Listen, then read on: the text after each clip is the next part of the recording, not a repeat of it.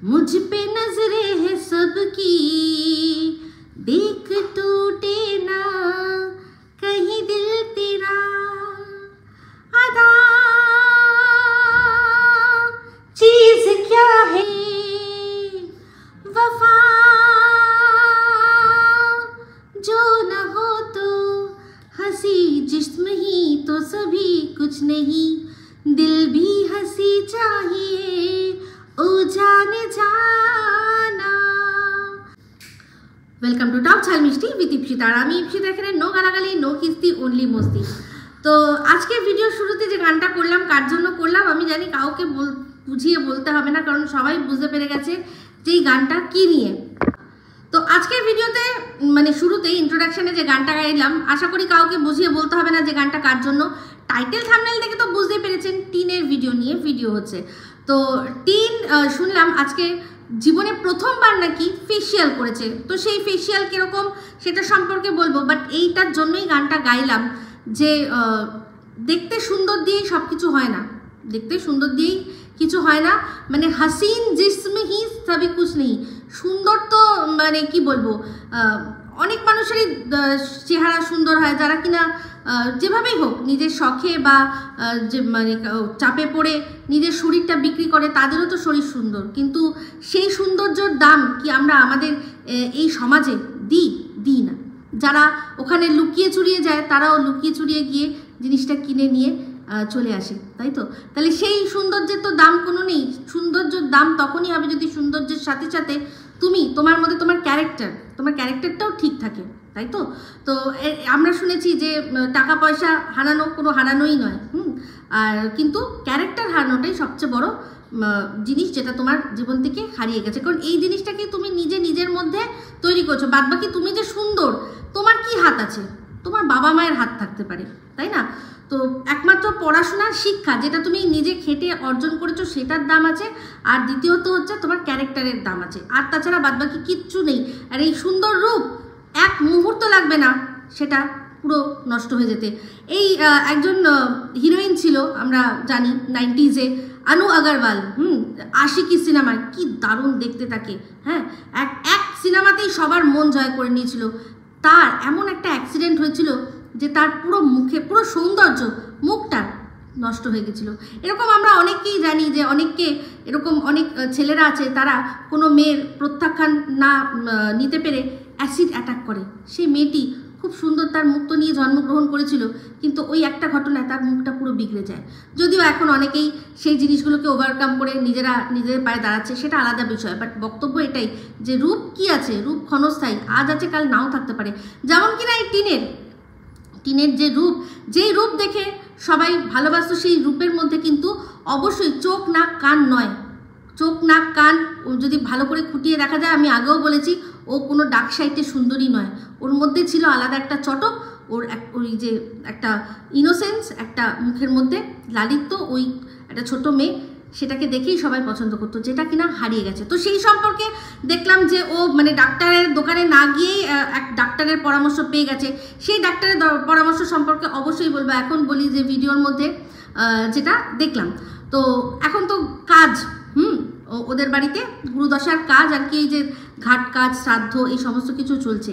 কিন্তু ভিডিওটা শুরু করলো কিরকম প্রাণোচ্ছলভাবে, দেখলেন বারবার এই যে সুপার বদদি যে বারবার করে বদ বুদ্ধি দিচ্ছে যে তোমরা আনন্দ করো, মজা করো, যা করার করো, কিন্তু অফ ক্যামেরা করো, দর্শকরা যাতে না বুঝতে পারে। কারণ দর্শকরা বুঝলেই তখন সেটার এগেইনস্ট যদি আমি না বলি, তাহলে দর্শকরা আমাকে জুতো মারবে। তো সেই জন্য কিন্তু বাধ্য হয়ে চোপা ইস চোপা। তো সেই জন্য ও তো যেটা করছে, যেটা ওর মনে যেটা আনন্দ, সেটা বেরিয়েই চলে আসছে, মানে এই এমনি আর কি, মানে ব্লগের জন্য। তো ওর যে মনের মধ্যে শোক নেই, সেটা তো আর কি করবে, শোক, তাই জন্য আনন্দটা বেরিয়ে আছে, যেরকম ও রয়েছে আর কি সেরকম।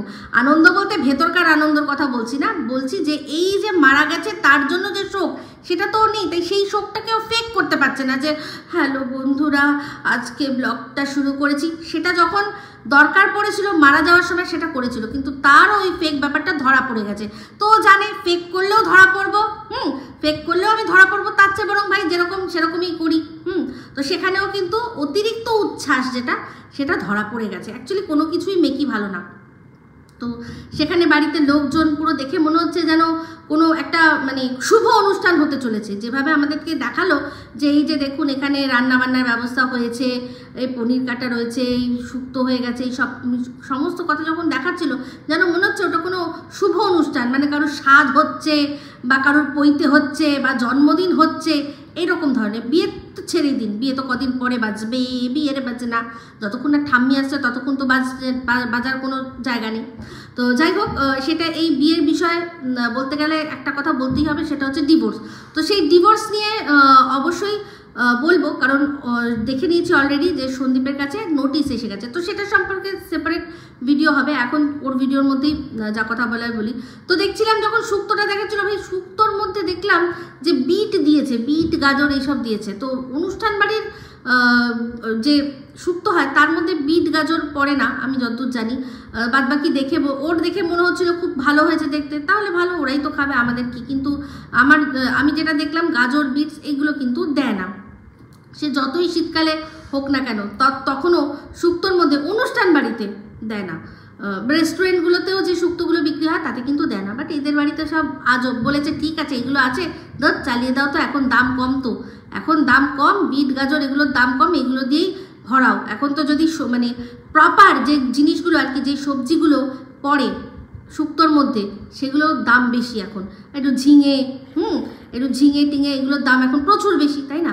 তো যাই হোক, রান্নাবান্না সব দেখাচ্ছিল খুবই উচ্ছ্বাসের সহিত। তারপর দেখালো, বললো যে ওই সেই যেতে হবে কোথায় না, ওই আবার হাসনাবাদে যেতে হবে কিছু জিনিস নিতে। দাদাভাই যাবে, তার সাথে ও যাবে, কারণ ওর আইবুড়ো প্লাক করতে হবে। তো আইবুড়ো প্লাক করতে হবে, সেই জন্য দাদার সাথে গেল। তো গিয়ে দেখলাম যে একটা পার্লার, তো পার্লারটা তো অদ্ভুত। এই পার্লারটাতেই ওরা যায়, আমি মনে হয় যতবার দেখেছি এটাই দেখেছি, কারণ ওই সিঁড়ির তলায় সেট আপ একটা বাড়ির মধ্যেই উনি করে রেখেছেন। তো ঠিক আছে, সেখানে গেল। তো সেখানে গিয়ে বললো আইবুড়ো পেলাকের পর ওই যে করছিলেন আন্টি, সেই আন্টি বলেছে যে মুখের মধ্যে ছাল চামড়া উঠে যাচ্ছে, একটুখানি ফেসিয়াল করে দিই। হ্যাঁ, ফেসিয়াল। তো একটা জিনিস দেখলাম যে ওই যে আন্টি যে ফেসিয়াল করছিল তার বয়স ওর মায়ের বয়সের চেয়েও বেশি, কিন্তু ওনার গ্ল্যামার কি, চকচক করছে মুখটা, যেই চকচক কিনা একসময় টিনের ওই বাতকুল্লার বাড়িতে থাকতো যখন, তখন মুখটা চকচক করতো। দেখবেন ওই সময়কার ভিডিওগুলো সবই তো রয়েছে, গিয়ে দেখবেন ওরও মুখটা কিন্তু চকচক করতো। এখন সেই মুখ থেকে খসে খসে চামড়া বেরোচ্ছে। আসলে কি করবে, এতবার মানুষ যখন রূপ বদল হয় না, রূপ বদল কারা করে, যারা এই যেমন সাপ হয়, সাপের তো খোলস ত্যাগ করে, তাই না? তো তেমনি ও বারবার করে খোলস ত্যাগ করছে, তো গায়ের মুখের মধ্যে তো তার এফেক্ট পড়বে। তো যাই হোক, যেটা করলো আমি বুঝলাম সেটাকে ফেসিয়াল বলে না, সেটাকে ক্লিন আপ বলে। কারণ ফেসিয়াল করলে তার মধ্যে মেন হচ্ছে ফেস প্যাক দেওয়া। তো ওকে কোনো ফেস প্যাক দেয়নি, একটা ক্রিম দিয়ে তার মধ্যে মনে একটু স্ক্রাবার দিয়ে ঘষে ভালো করে ওই মরা ছালগুলো তুলে দিয়েছে। তো এটাকেই ও ফেসিয়াল বললো। তবে আমি অবাক হয়ে গেলাম যে এত বছর ধরে ওনাকে কোনোদিনও ফেসিয়াল করেনি। মানছি বাতকুল্লা ওদের গ্রামে হয়তো পার্লার নেই, কিন্তু বাতকুল্লাতে তো ছিল। তো ও তো অনেক রকম মেকআপ লুক করার জন্য ওই এক দিদির কাছে যেত, সেটা হচ্ছে গিয়ে কোথায় যেন, ওই ব্যারাকপুর শ্যামনগর ওই সব জায়গায় কোথাও একটা হবে, সে এক দিদির বাড়িতে দিদির পার্লারে যেত। তো সেখানেও কি ও একবারও ফেসিয়াল করেনি, মানে জাস্ট শুধুমাত্র ওই মেকআপ লুকটা ক্রিয়েট করার জন্য যেটুকু মনে হয় ল্যাপাপোতা করার দরকার হয়েছে সেটুকুই ল্যাপাপোতা করেছে, কোনোদিনও হয়তো ও ফেসিয়াল করেনি। ও যখন বলছে করেনি, আমার এই মুহূর্তে মনে পড়ছে না কোনো ভিডিওতে এর আগে বাতকুলায় থাকাকালীন ও বলেছিল কিনা ফেসিয়াল করার কথা। আমার থেকে যদি এড়িয়েও যায়, আপনাদের চোখ তো এড়াবে না, প্লিজ আপনারা আমাকে কমেন্ট করে জানাবেন তো এর আগে কোনোদিনও ভিডিওতে ও বলেছিল কিনা যে ও ফেসিয়াল করেছে কি করেনি। বাট আমি একটা জিনিস অবাক হয়ে যাই, যে কিনা এরকম একটা সোশ্যাল মিডিয়া আছে, যে তাদের গ্রামে মানছি না হয় নেই, পার্লার নেই, কিন্তু আজকাল ফেসিয়াল কিটগুলো সমস্ত বাড়িতে পাওয়া যায়, যেগুলোতে বাড়িতে বসে নিজেরাই করে নেওয়া যায়। বাট ওর সেটুকুও প্রয়োজন পড়তো না। কি করে প্রয়োজন পড়বে চিন্তা করে দেখুন তো। কি এইরকম যত্নে তোলা থাকলে গায়ের থেকে তো খোলস বেরোতো না, খোলস বেরিয়েছে বলেই না আজকে ওখানে ঘষা মাজা করতে হয়েছে। তো কোনোদিনও তো পড়তোই না, ছিল তো দুধে ভাতে। না একটা সেরকমভাবে মানে রান্না করার জন্য রোজ ডেলি বেসিসে রান্নাঘরে ঢুকতে হতো, যে মুখে তেল ময়লা চিপকে মুখটা অপরিষ্কার হবে। আপনারা কতজন জানেন আমি জানি না, আমরা রাস্তায় বেরোলে রোদ্রে যতটা স্কিন ড্যামেজ হয় তার চেয়েও বেশি স্কিন ড্যামেজ হয় কিন্তু রান্না করতে করতে। এই বুদ্ধিটা আমিও জানি অনেক দিন থেকে, মাঝে মাঝে অ্যাপ্লাই করি, মাঝে মাঝে ভুলে যাই, কিন্তু রান্না করার আগে কিন্তু উচিত সানস্ক্রিন ইউজ করা। এটা আপনারা যাবেন, গিয়ে দেখবেন অনেক ভিডিও এটার জন্য আছে। তো সেই রান্না করলে কিন্তু মেয়েদের স্কিন ম্যাক্সিমাম ড্যামেজ হয় ওই তাপের জন্য।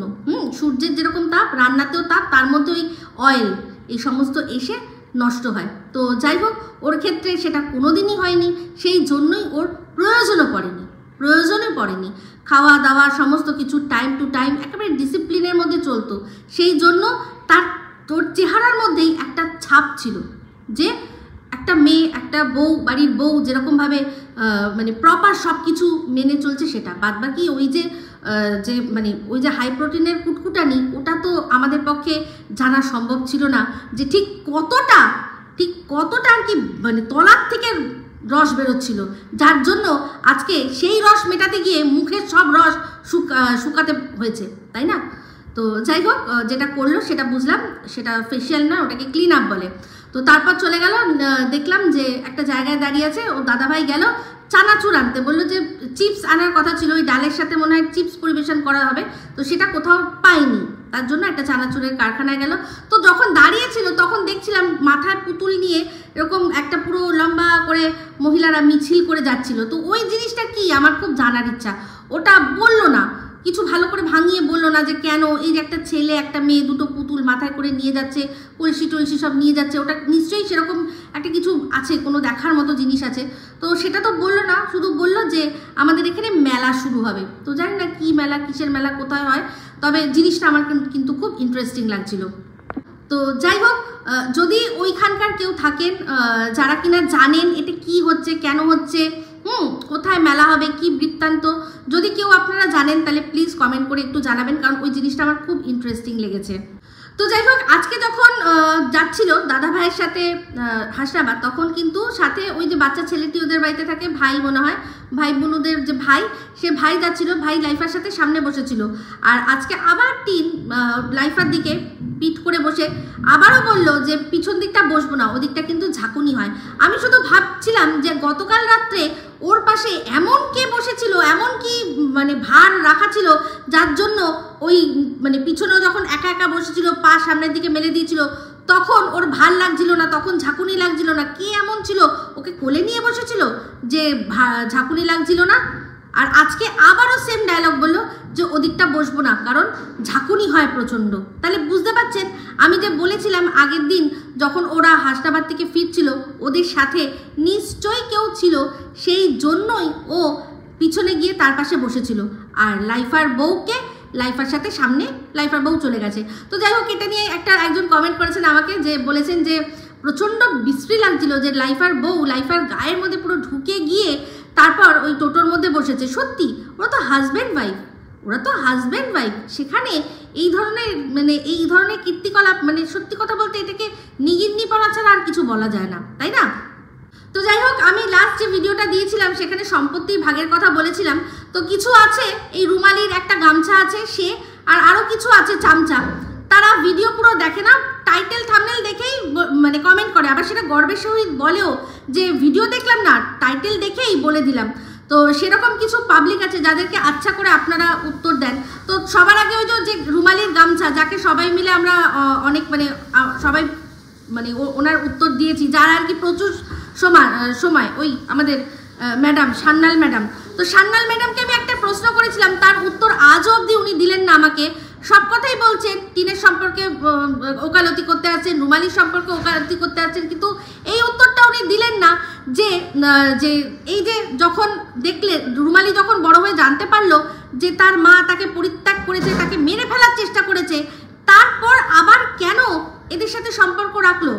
উল্টে ভাইয়ের বউ, মানে যেই ভাই যেই মা তাদের সাথে সম্পর্কই নেই, যারা এত ওর ক্ষতি করতে চেষ্টা করেছিল, সেই ভাইয়ের বউয়ের এত নেচে নেচে পার্টিসিপেট করা, তাকে সোনার গিফট করা, তাই না?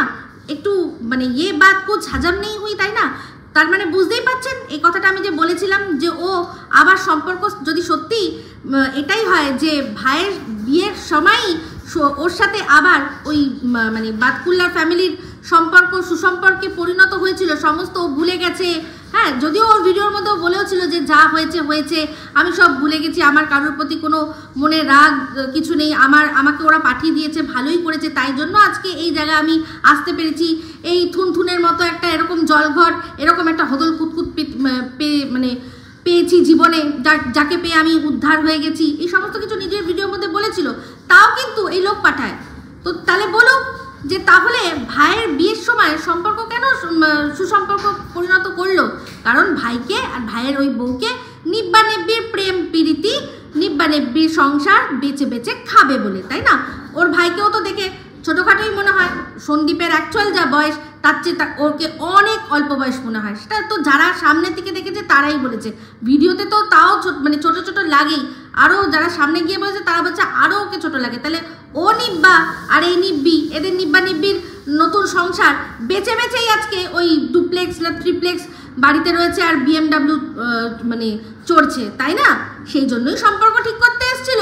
এই উত্তরটা দেবেন, বাদবাকি সমস্ত কিছু পরে হবে, আগে গিয়ে এই উত্তরটা দেবেন কেন সম্পর্ক ঠিক করতে চেয়েছিল। কারণ যে পুরোপুরি জানে মেরে দিতে চেয়েছে, সেই জানে মেরে দেওয়ার মতো মা বাবাকে কেউ কখনো ক্ষমা করে না তো, তাই না? তো যাই হোক, আরেকজন আরেক কাঠি উপরে গিয়ে বলছে যে হ্যাঁ, টিন তো সম্পত্তির ভাগ পাবেই, সম্পত্তির ভাগ ও পাবেই, কারণ টিন ওখানে গিয়ে ছিল বলেই ওদের নাকি সম্পত্তি হচ্ছে। মানে এরা কি, মানে আমি ভাবি কি, মানে কোন ধরনের সস্তার নেশা করে বসে এরা কমেন্ট লিখতে। ওর টিনের কি বাপের বাড়ির থেকে এনেছিল জমি জায়গা? হ্যাঁ, সাবর সম্পত্তিগুলো বাপের বাড়ি থেকে নিয়ে এসেছিল। উল্টে আজকে যে ইনকাম করে খাচ্ছে আর এই ফোকলাকে খাওয়াচ্ছে, ফোকলার যত মানে ধার দেনা আছে সমস্ত নিজের ঘাড়ে নিয়েছে। সেইগুলো করতে পেরেছে কি করে? এই সন্দীপদের বাড়িতে থেকে নিজের ফেস ভ্যালু তৈরি করেছে বলেই না এত কিছু করতে পারছে। নাহলে কি করতে পারতো? কে চিনতো ওকে? কে চিনতো? বিয়ের আগেও তো নাকি টিকটক করতো। কটা ভিডিও হয়েছে ওর ওই থোবড়া দেখিয়ে ভাইরাল হয়েছে? একটাও হয়নি। কবে হলো না, জবে গিয়ে সন্দীপের বউ হলো। সন্দীপের যেই বউ হতো তাকেই রুমালি বেচতো, সেটা টিন বলে নয়। টিনের জায়গায় যদি অ্যালুমিনিয়ামও কোনো আসতো, সেই অ্যালুমিনিয়ামকেও বেচে রুমালি খেয়ে নিত। কারণ ওর ভাইয়ের বউ, এটার জন্য ওর ভাইয়ের বউ, এটাই হচ্ছে পরিচয় ওর, রুমালির ভাইয়ের বউ। ঠিক আছে? তো এখানে টিনের কোনো আলাদা কোনো অবদান নেই। টিনের জায়গায় যে কোনো যে আসতো তাকেই বেচতো। ঠিক আছে? তো যাই হোক, তো সেখানেই বলছি যে টিন যেটুকু করছে না সন্দীপের জন্য। সন্দীপের বউ যদি না হতো তাহলে আজকে ওই জায়গায় আসতো না। যদি আসার হতো তাহলে অনেক আগেই ওই টিকটকেই ভাইরাল হতে পারতো, কারণ তোমরা তখন ভালো ছিল না। তো যাই হোক, এই হলো ব্যাপার। এক একজন আসে, এক একজনের এদের না উত্তর মানে ভাবি দেবো না, কিন্তু তার সত্ত্বেও কিছু না কিছু উত্তর দিতেই হয়।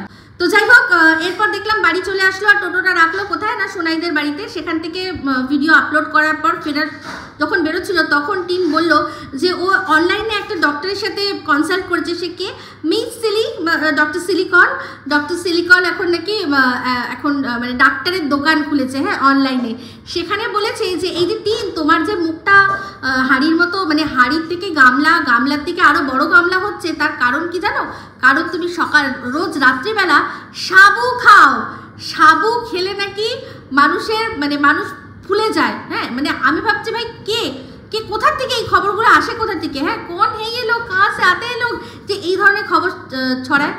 সাবু, যেটা কিনা আমরা মানে বেশিরভাগই যারা উপোস যখন চলে সেই সময় যে জিনিসটাকে খেতে মানুষকে রেকমেন্ড করা হয়, এই যে সাবুটা খাওয়ার বিধান যখন দেওয়া হয়েছে, এইসব ভেবেই না যে সারাদিন উপোস করার পর এমন একটা খাবার যেটা কিনা সহজপাচ্য হবে, যেটা খেলে সমস্ত মানে শরীর মন সমস্ত কিছু শান্ত থাকে, এরকম একটা খাবারকে বলছে এটা খেলে নাকি মোটা হয়। তাহলে তো ভাই কি বলবো, আর বলার কিছু নেই। যারা মানে অনেক মহিলারা আছেন অনেক ছোট বয়সে, তারা বিধবা হয়েছেন, তাদের তো এরকম ফুলে যাওয়ার কথা, কারণ তাদের আজ এই একাদশী, আজ এই পূর্ণিমা, আজ ভাত খাওয়া যাবে না, আজ খাওয়া যাবে না, তারা বেশিরভাগই কিন্তু সাবু আর ফলাহার করে থাকে। দেখেছেন কোনো সাধু সন্ন্যাসীকে? হ্যাঁ, যে এই মানে মুখ ফুলে গেছে শুধুমাত্র সাবু খেয়ে? আমি তো ভাই কোনোদিনও দেখিনি। সাবুর ক্ষেত্রে এই জিনিসটা কোনোভাবে মানতে পারলাম না, কোনোভাবে মানতে পারলাম না। সাবু সম্পর্কে যেটুকু আমি খুঁজে পেলাম সেটুকু আপনাদের সাথে শেয়ার করলাম। এমনিতেও আমরা সবাই জানি যে সাবু খাওয়ায় সেটা হচ্ছে জ্বর হলে, তো জ্বর বা শরীর খারাপ এই ধরনের সময় এমনই জিনিস খাওয়ানো হয় যেটা সহজ পাচ্ছ, চট করে হজম হয়ে যাবে।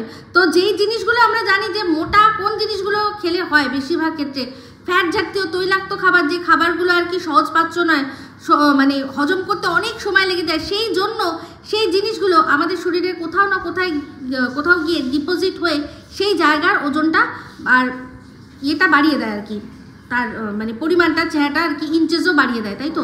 তো সাবু হচ্ছে কার্বোহাইড্রেটের একটা খুব ভালো উৎস।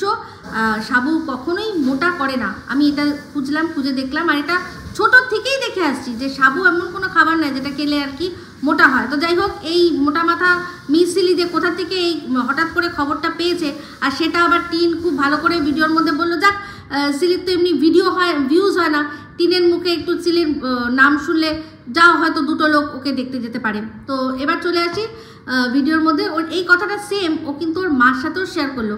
ওর মারও যা দেখলাম মানে হাব ভাব, তাতে বুঝলাম ওর মায়েরও ব্যাপারটা হজম হয়নি, কারণ ওর মাও নিশ্চয়ই দেখেছে যে এই খাবার সাবুটা তো সবাই খায়, মানে সে বৃদ্ধ থেকে বৃদ্ধ যারা তাদেরকেও সাবু খেতে বলা হয়, তারা সব উপোস টুপোসে সাবু খায়, এটা কখনোই মোটা করে দিতে পারে না। যেই মানে জিনিসগুলো বলা হয়েছে, যেগুলো ওরা ঢাকতে চাইছে, অ্যাকচুয়ালি সেই জিনিসগুলোর জন্যই ওর মোটা হয়েছে। এমনিতেও সত্যি এই কথাটা কিন্তু সত্যি যে টিনের উচিত একটা ভালো ডক্টরের সাথে কনসাল্ট করা, কারণ এই একবার হার্বাল খাচ্ছি, এই একবার হার্বাল ছাড়ছি, এই জিনিসটা যে কত ভয়ঙ্কর ওর কোনো আইডিয়া নেই। তো ওর শরীরে ওই মানে যেটা হচ্ছে কি হার্বাল যা করার করেছে, আর বাদ বাকি যে পসিবিলিটিসগুলো যেগুলো দর্শকরা বলেছে একটাও ভুল বলেনি, সব ঠিক। তো যাই হোক, দর্শকরা যেটা বলেন তাদের কথা আমরা দেখি পরবর্তীকালে ঠিক কোথাও না কোথাও মিলিয়ে যায়। তো যাই হোক, এখানে যেটা বললো, মানে এই টিন যেটা বললো, টিনের মায়ের সেটা বোধগম্য হলো না। আসলে চিন্তা করে দেখুন, মানে এই যে ডক্টর মিস সিলি, এই ডক্টর সিলি মানে যেভাবে বলছে, তাতে আমার মনে হচ্ছে টিন মনে হয় কাঁচা সাবুগুলো খেয়ে নিচ্ছে, ভেতরে গিয়ে সাবু আমরা জানি জলে ভিজলে ফুলে যায়, ভেতরে গিয়ে ফুলছে আর ওকেও মনে হয় ফুলিয়ে দিচ্ছে। কোনো মানে হয় এই কথাগুলো? চিন্তা করে দেখুন তো, কদিন হলো ও মানে সাবু খেয়েছে। ওর মনে হয় ব্লগে 2 দিন মাত্র দেখেছি যে ও বলছে যে বাপি সাবু খাচ্ছে, তার সাথে আমিও সাবু খাবো। এই 2 দিন না 3 দিন হলো, তাতেই কখনো কোনো মানুষের এরকমভাবে ফুলে যাওয়া সম্ভব? তো যাই হোক, আমি অনেক দিন থেকেই ভাবছিলাম একটা কথা বলবো, ডাক্তার দেখানোর কথা। আর আরেকটা জিনিস ভুললে চলবে না, ও যখন বাতকুল্লাতেও ছিল তখনই কিন্তু ওর হিমোগ্লোবিন কম, সেরকম একটা আমরা শুনেছিলাম।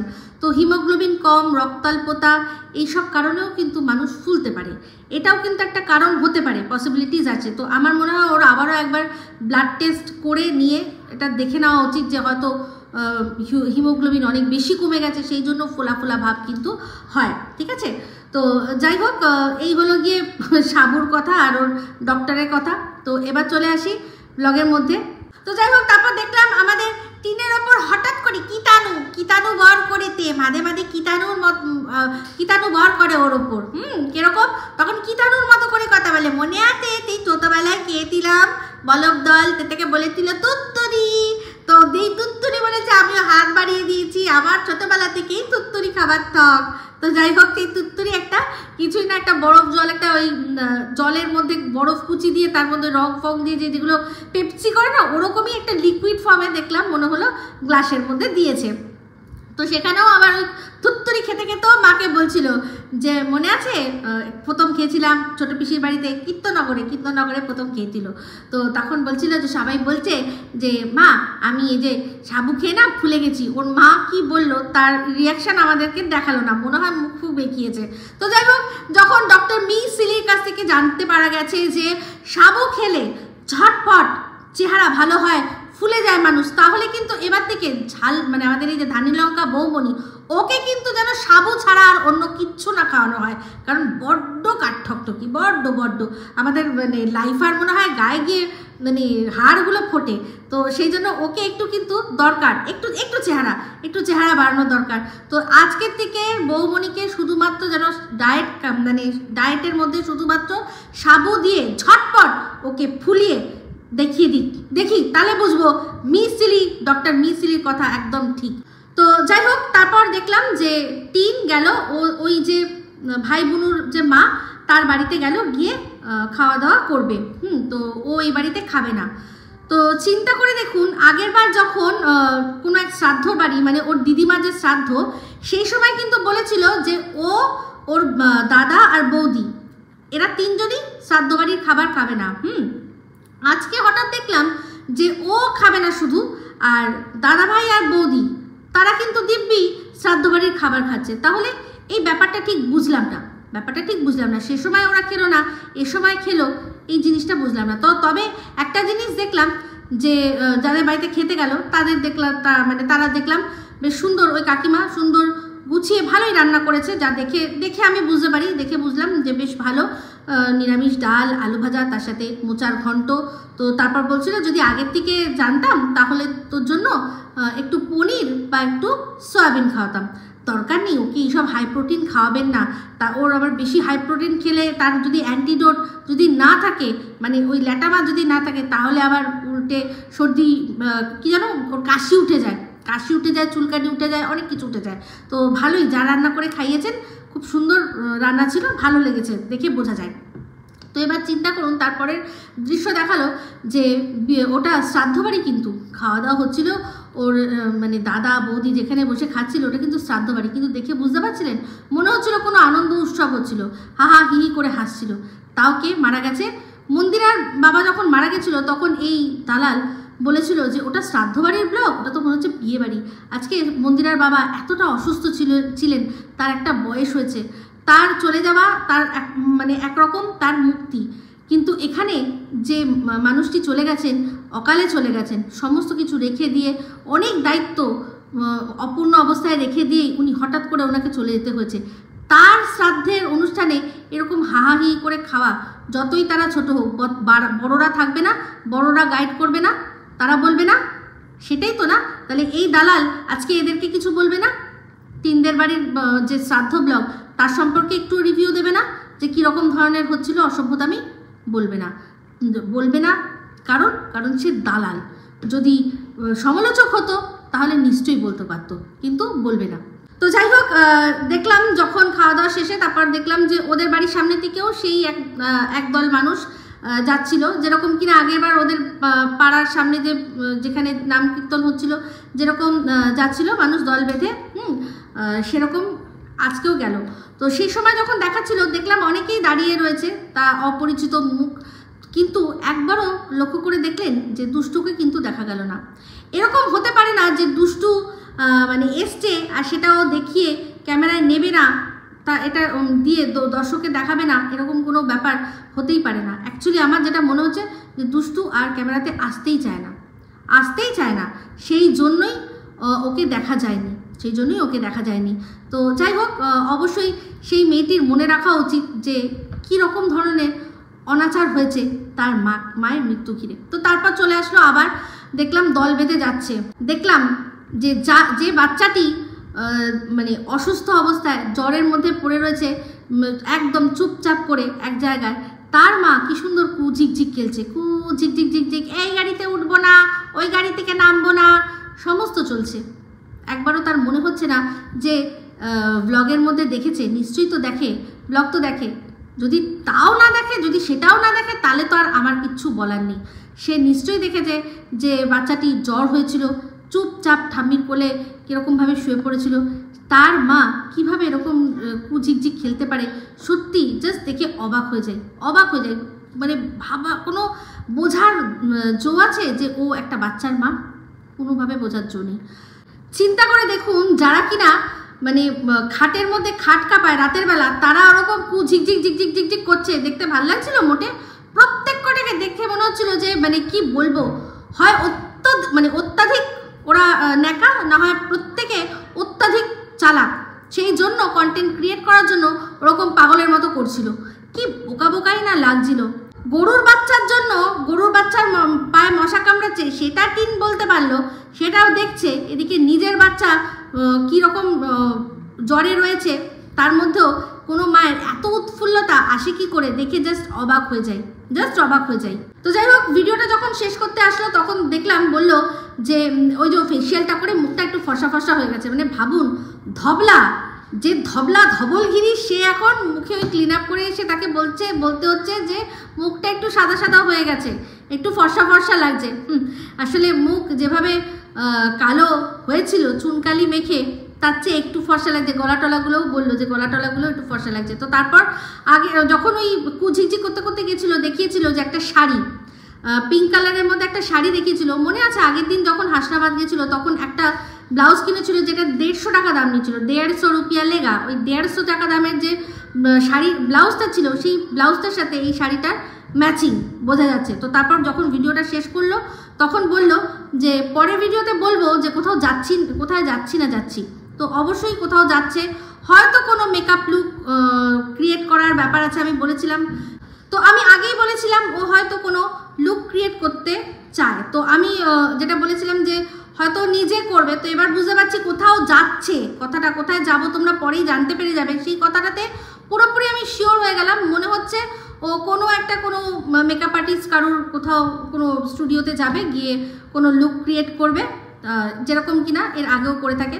অনেক নিত্য নতুন মেকআপ আর্টিস্টরা আছেন যারা কিনা নিজেদের একটু প্রচারের আলোতে আনতে চায়। তারা এরকমভাবে ব্লগারদের সাথে যোগাযোগ করে। এবার তারা শুধুমাত্র দেখে যে ভিউজ কীরকম হচ্ছে। তো ওর অ্যাটলিস্ট এইরকম নোংরামি করে 45-50 গড়ে কথা বলছি, 50K ভিউ তো ওর গড়ে হচ্ছে।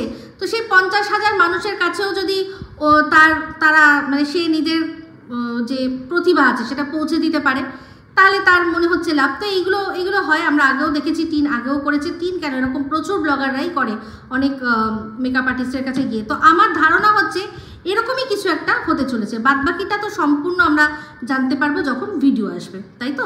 তো যাই হোক, এইটুকুই ভিডিওর মধ্যে রাখছি, মানে কারণ ওর ভিডিওটা শেষ হয়ে গেছে। আবারও যদি কিছু বলার থাকে অবশ্যই সেটা নিয়ে বলবো। আর এরপর সন্দীপের যে এসছে নোটিস, সেটা নিয়ে কথা বলবো। তো এই ভিডিওটা ভালো লাগলে অবশ্যই লাইক, শেয়ার, কমেন্ট করতে ভুলবেন না। যারা চ্যানেলটা সাবস্ক্রাইব করেননি তারা সাবস্ক্রাইব করে নেবেন। সবাই ভালো থাকবেন, সুস্থ থাকবেন। আবার আসছি খুব শীঘ্রই একটা নতুন ভিডিও নিয়ে। তো me Ipsita signing off. Love you all.